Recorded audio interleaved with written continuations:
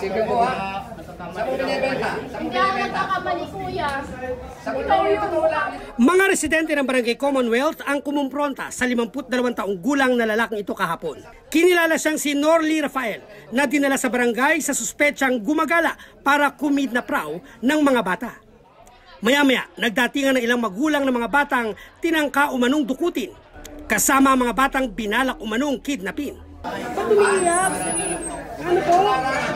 Traumatized po. Itinanggi ni Rafael ang paratang. Binayara lang nila sa Facebook yan, baka nainggit lang siya na sa akin. Pero itinuro siya ng 9 na taong gulang na batang ito na siya raw nagtangkang kumidnap sa kanya kahapon ng umaga. Sino siya? Ano? Ito lang po, bago lang po. Kailan nga? Ito, kayo na lang. Bumili po kasi ito doon sa tindahan ng ina niya. Muntik niya na nga po nakuha yung 4 na taon ng kulang. Inangat po yung kilikili ng anak ko. Ayaw na pong tanggalin. Sabi ko sa kanya, kuya, bitawan mo yung anak ko.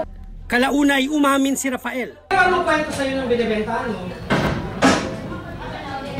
Abot ang kanya na yung bata. Abot ang raw yung 5,000. Mula sa Barangay Commonwealth, dinala si Rafael sa tanggapan ng NCR Police sa Camp Bagong Diwa sa Taguig.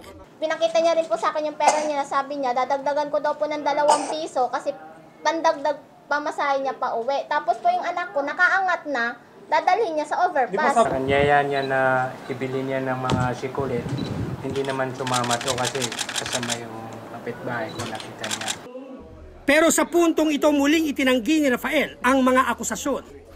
Nagtatrabaho raw siya bilang construction worker at sideline raw ang pangarana sa mga bahay-bahay para ipantustos sa 8 niyang mga anak. Binugbog lang daw siya ng mga pulis at pilit na pinapaamin sa krimen.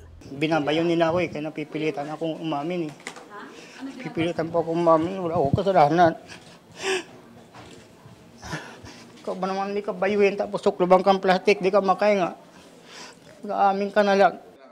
Pero ayon sa mga pulis, ang taong bayan ang kumuyog at nambugbog sa kanya. Paglilinaw naman ng NCRPO, iimbestigahan pa nila ang mga paratang kahit wala pang dumudulog sa pulisya na mga aktwal na kaso ng mga nawawalang bata. Iimbestigahan natin kung meron ba talaga na nakuha siyang bata na hindi na isauli sa magulang o hindi nakawala. Cesar Apolinario, Nakatuto, 24 Oras.